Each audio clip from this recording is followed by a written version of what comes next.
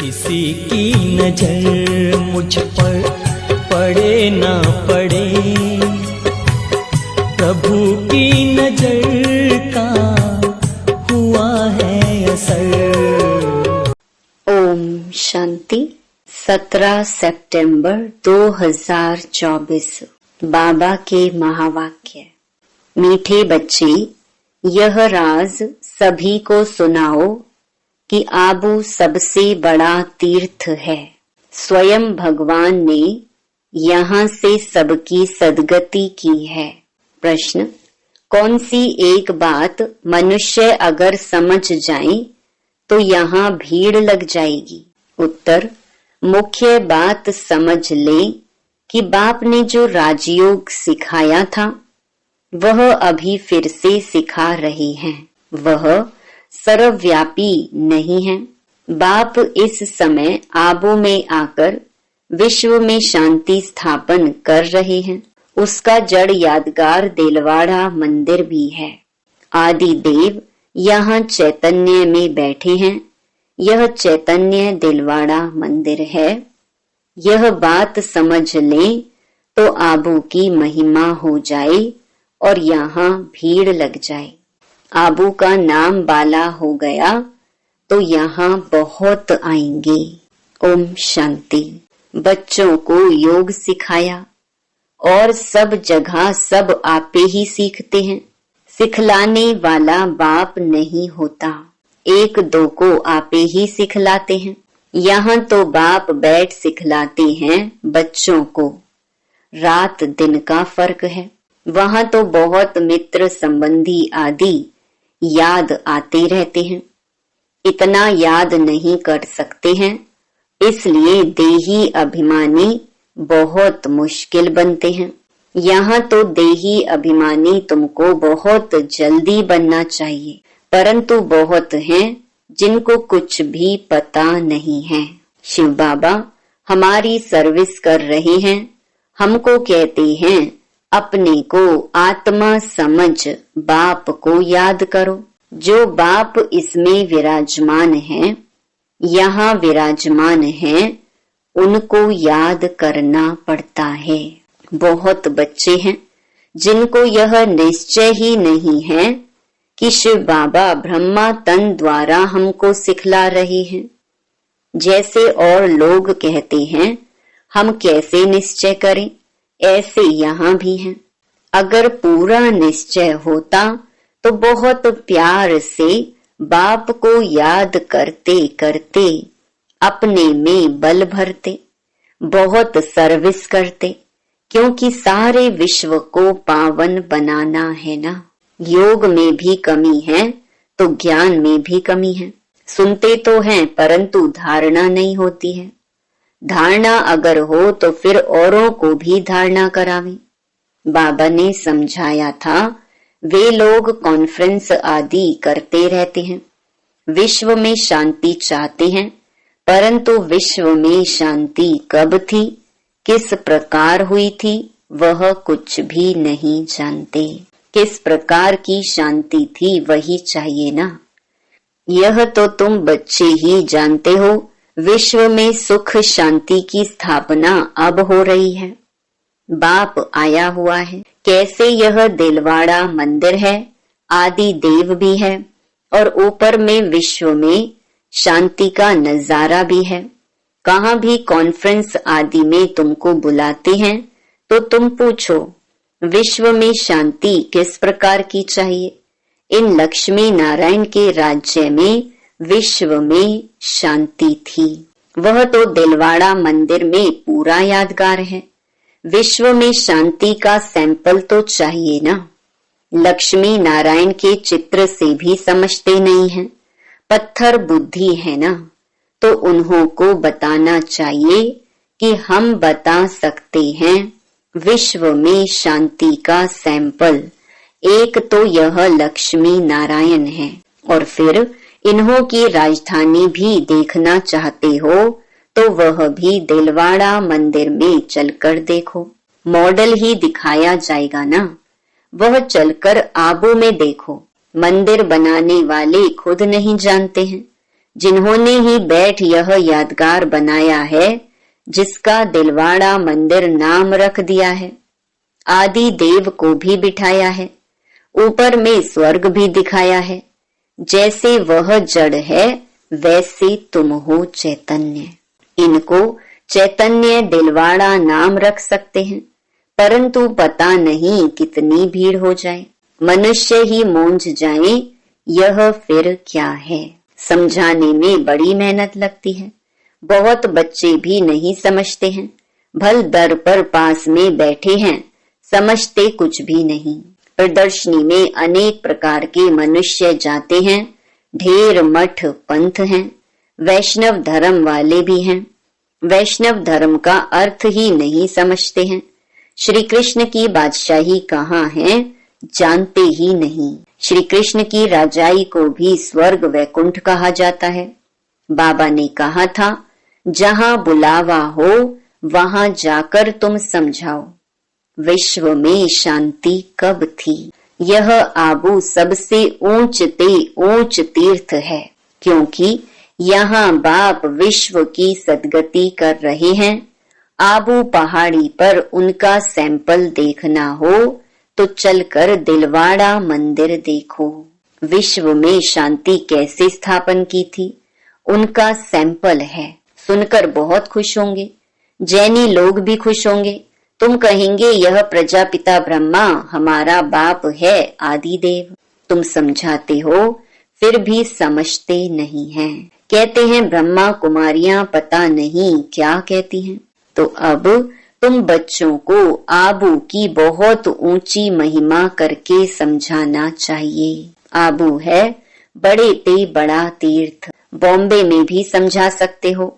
आबू पहाड़ बड़े ते बड़ा तीर्थ है, क्योंकि परम पिता परमात्मा ने आबू में आकर स्वर्ग की स्थापना की है। कैसे स्वर्ग की रचना रची है, वह स्वर्ग का और आदि देव का मॉडल सब आबू में है, जिसको कोई भी मनुष्य समझते नहीं। हम अब जानते हैं, तुम नहीं जानते हो, इसलिए हम तुमको समझाते हैं।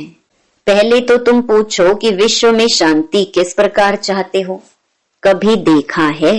विश्व में शांति तो इनके लक्ष्मी नारायण के राज्य में थी। एक ही आदि सनातन देवी देवता धर्म था, इनकी डायनेस्टी का राज्य था। चलो तो इन्हों की राजधानी का मॉडल आबू में तुमको दिखाई।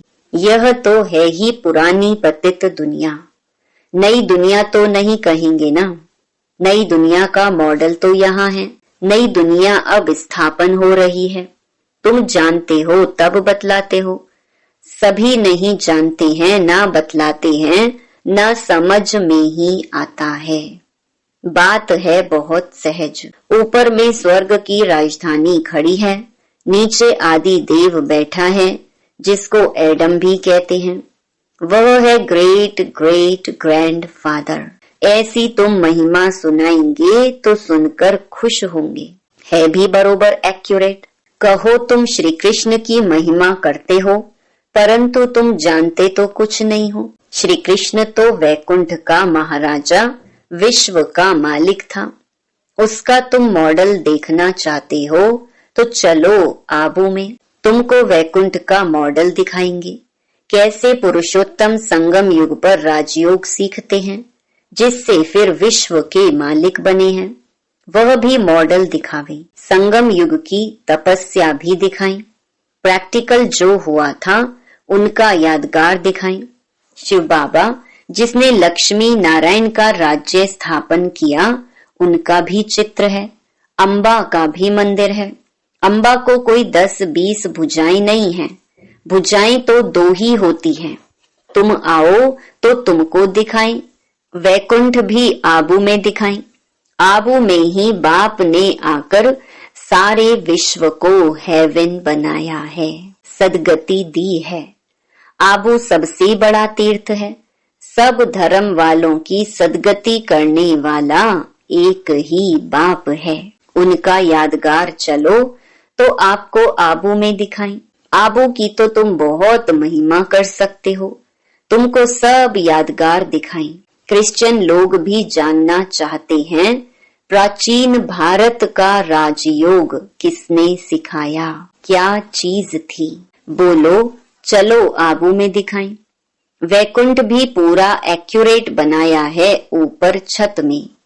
तुम ऐसा नहीं बना सकते हो तो यह अच्छी रीति बताना है। टूरिस्ट धक्का खाते हैं, वह भी आकर समझे। तुम्हारा आबू का नाम बाला हो गया तो बहुत आएंगे, आबू बहुत मशहूर हो जाएगा। जब कोई पूछते हैं कि विश्व में शांति कैसे हो, सम्मेलन आदि में निमंत्रण देते हैं, तो पूछना चाहिए विश्व में शांति कब थी, वह जानते हो? विश्व में शांति कैसे थी, चलो हम समझाएं। मॉडल्स आदि सब दिखाएं। ऐसा मॉडल और कहां भी नहीं है। आबू ही सबसे बड़ा ऊंच तीर्थ है, जिसमें बाप ने आकर के विश्व में शांति सर्व की सद्गति की है। यह बातें और कोई नहीं जानते। तुम्हारे में भी नंबरवार हैं। भल बड़े महारथी म्यूजियम आदि संभालने वाले हैं, परंतु ठीक रीति किसको समझाते हैं व नहीं, बाबा रीड तो करते हैं ना। बाबा सब कुछ समझते हैं, जो भी जहां भी हैं उनको समझते हैं। कौन कौन पुरुषार्थ करते हैं, क्या पद पाएंगे। इस समय अगर मर पड़े तो कुछ भी पद पा नहीं सकेंगे। याद के यात्रा की मेहनत वह समझ नहीं सकते। बाप रोज रोज नई बातें समझाते हैं, ऐसे ऐसे समझाकर ले आओ। यहाँ तो यादगार कायम है। बाप कहते हैं मैं भी यहाँ हूँ, आदि देव भी यहाँ है, वैकुंठ भी यहाँ है। आबू की बहुत भारी महिमा हो जाएगी। आबू पता नहीं क्या हो जाएगा। जैसे देखो कुरुक्षेत्र को अच्छा बनाने के लिए करोड़ों रुपया उड़ाते रहते हैं। इतने ढेर मनुष्य जाकर वहां इकट्ठे होते हैं। इतनी बदबू गंदगी होती है, बात मत पूछो। कितनी भीड़ होती है। समाचार आया था कि भजन मंडली की एक बस नदी में डूब गई। यह सब दुख है ना। अकाले मृत्यु होती रहती है, वहां तो ऐसे कुछ होता ही नहीं। यह सब बातें तुम समझा सकते हो। बातचीत करने वाला बड़ा सेंसिबल चाहिए। बाप ज्ञान का पंप कर रहे हैं, बुद्धि में बिठा रहे हैं। दुनिया थोड़े ही इन बातों को समझती है। वह समझते हैं नई दुनिया का सैर करने जाते हैं। बाप कहते हैं यह दुनिया अब पुरानी गई कि गई। वह तो कहते हैं 40,000 वर्ष पड़े हैं। तुम तो बतलाते हो कि सारा कल्प ही 5,000 वर्ष का है। पुरानी दुनिया का तो मौत सामने खड़ा है। इसको कहा जाता है घोर अंधियारा। कुंभकर्ण की नींद में सोए पड़े हैं।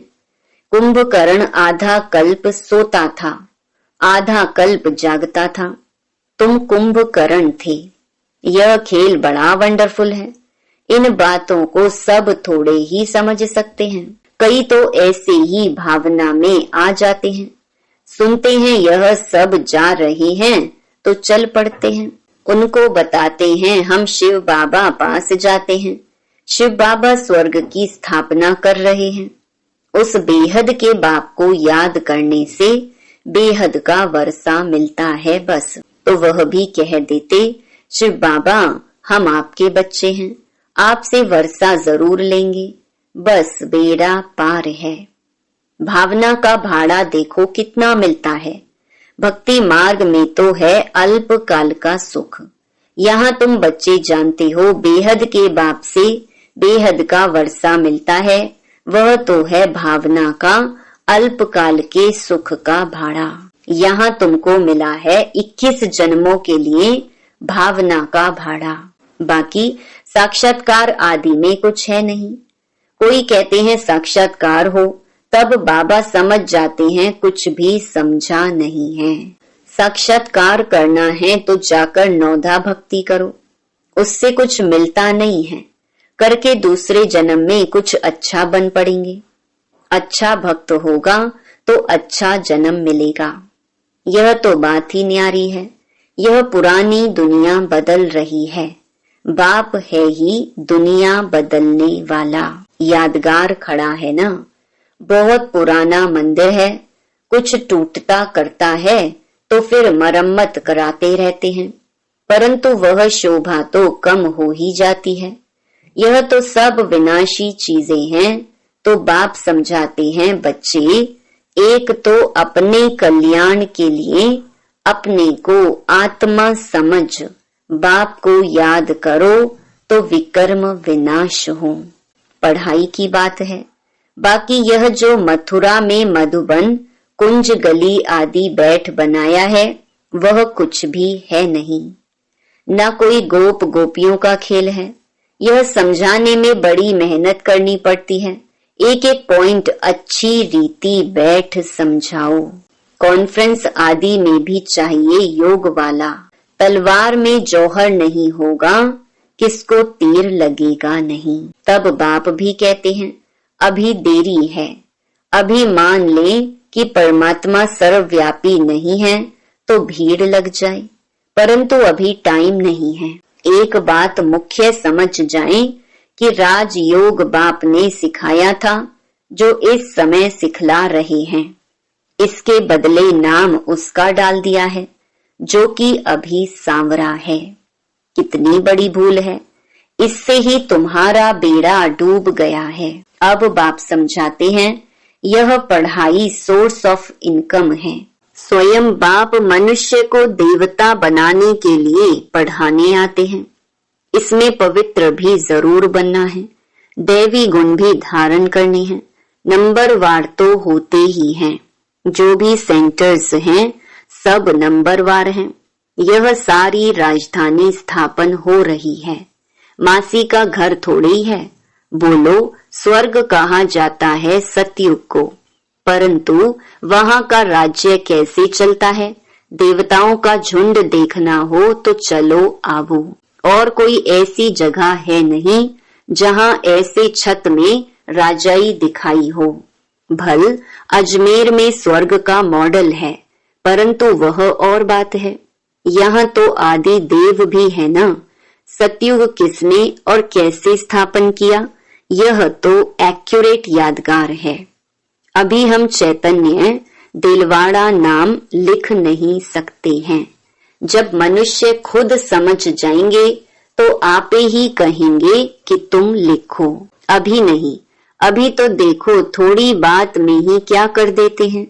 क्रोधी बहुत होते हैं। देह अभिमान है ना।